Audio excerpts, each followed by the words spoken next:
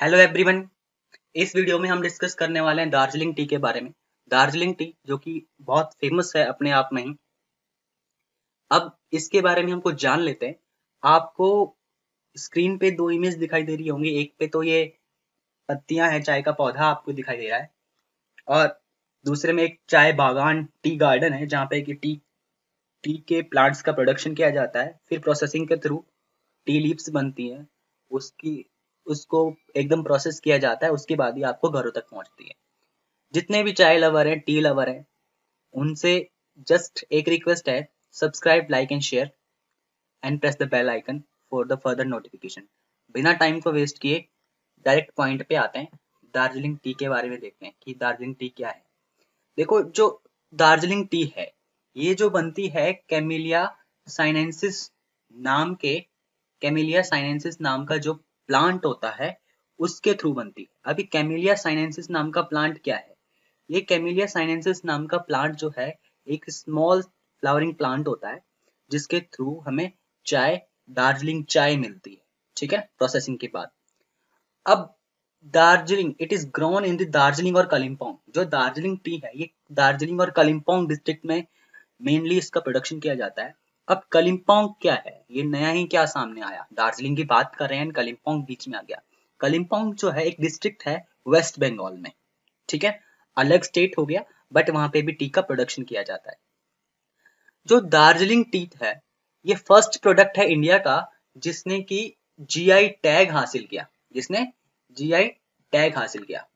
GI tag, GI tag geographical indication tag होता है, जो कि ऑलरेडी मैं एक वीडियो में डिस्कस कर चुका हूँ। उसके बारे में किसी को जानना है तो वहां पे जाके देख सकता है। ठीक है, अब जो इसकी के टाइप्स होते हैं कि कितने कितने टाइप्स की यहाँ पे क्या चीज प्रोडक्शन किया जाता है दार्जिलिंग टी का। तो ब्लैक टी भी मेनली जो प्रोडक्शन किया जाता है वो ब्लैक टी का किया जाता है। बट फर्दर ये देखते हुए, वैरायटी को बढ़ाते हुए, ग्रीन, व्हाइट एंड उलूंग टी का भी प्रोडक्शन किया गया। अब ये उलूंग टी क्या है? ये एक ट्रेडिशनल चाइनीज टी है जिसका की ऑक्सीडेशन जो है वो ब्लैक एंड ग्रीन के बीच में होता है। देखो, ग्रीन टी का तो ऑक्सीडेशन बहुत ही लेस होता है, और ब्लैक टी तब तक ऑक्सीडाइज होती रहती है जब तक कि वो ब्लैक कलर में कन्वर्ट ना हो जाए। तो जो उलुंग टी होती है, इसके जो ऑक्सीडेशन लेवल होता है, ये ग्रीन और ब्लैक के मिड में रहता है। तो एक ये बैलेंस बना के चलता है ऑक्सीडेशन का, और ये ट्रेडिशनल टी है, चाइनीज टी इसे कहा जाता है। ठीक है, अब ये इसको हार्वेस्ट कैसे किया जाता है? अब इसको क्या किया जाता है कि जो ऊपर के टॉप के टू लीव्स होते हैं, और या तो जो बर्ड होता है, उसे क्या कर लिया जाता है, प्लक कर लिया जाता है, तोड़ लिया जाता है, फिर उसको प्रोसेसिंग के लिए भेज दिया जाता है।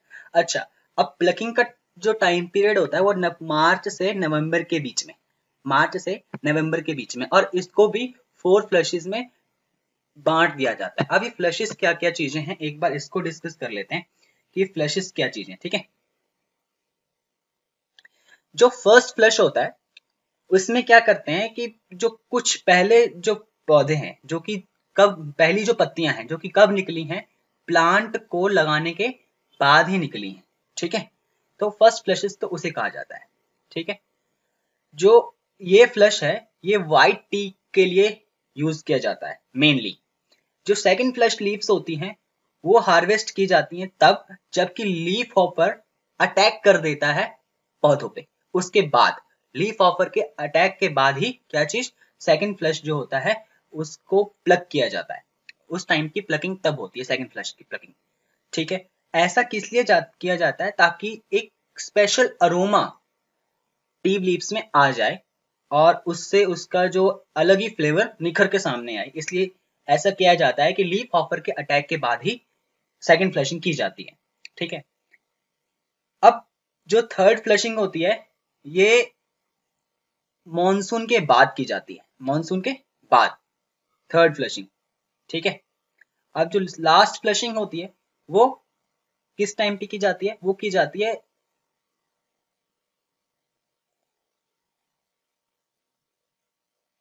ऑटम, जो सीजन रहता है उसके बाद। ठीक है, उस टाइम पे ये लास्ट फ्लशिंग की जाती है, फोर्थ फ्लशिंग।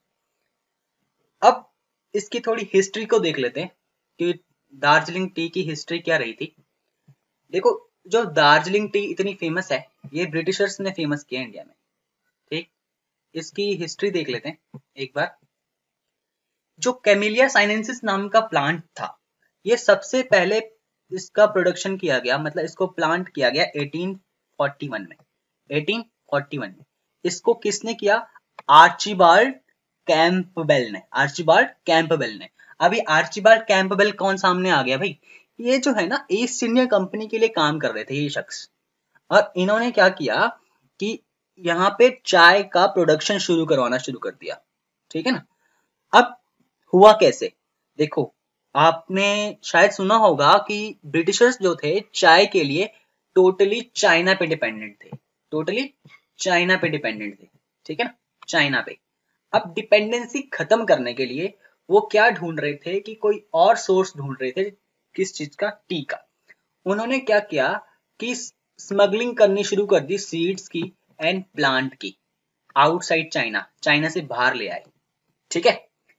अब चाइना से बाहर ले आए तो उन्होंने 2 वैरायटियां लेके आए। वो कौन कौन सी? एक तो अस्मिका एंड दूसरी कैमिलिया साइनेंसिस। ठीक है। अब क्या हुआ कि कैमिलिया साइनेंसिस एंड जो भी दूसरी वैरायटी जो है अस्मिका की, इन दोनों का प्रोडक्शन तो शुरू हो गया। ठीक है। पर यह देखा गया कि जो अस्मिका थी वो प्रेफर कर रही थी वार्म और waiter conditions, warm and waiter conditions. But Darjeeling high elevation area था, वहां पे जो प्रोडक्शन हुआ ज्यादातर वो हुआ किस चीज का? कैमिलिया साइनेंसिस का। ठीक है। अब क्या हुआ कि धीरे धीरे 1841 के बाद चाय जो है इंडिया में उसका प्रोडक्शन शुरू होना शुरू हो गया। उसके बाद 1856 में फर्स्ट 1856 में फर्स्ट बनाया गया। क्या बनाया गया फर्स्ट?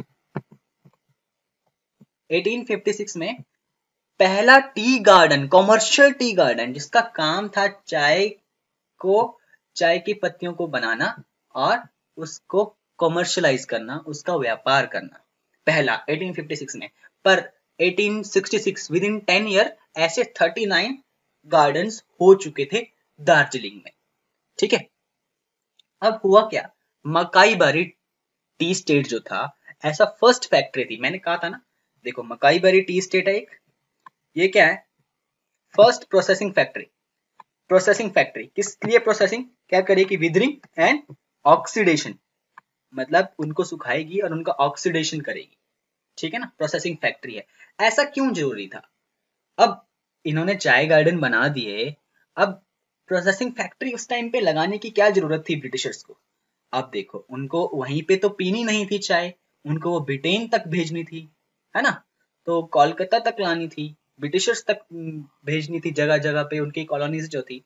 तो इसलिए उसकी प्रोसेसिंग फैक्ट्री भी लगानी जरूरी हो गई, ताकि वो लॉन्ग लास्टिंग रहे और वो लंबे समय तक टिकाऊ रह सके और उसका यूज एक इन ट्रेवल के बाद भी किया जा सके।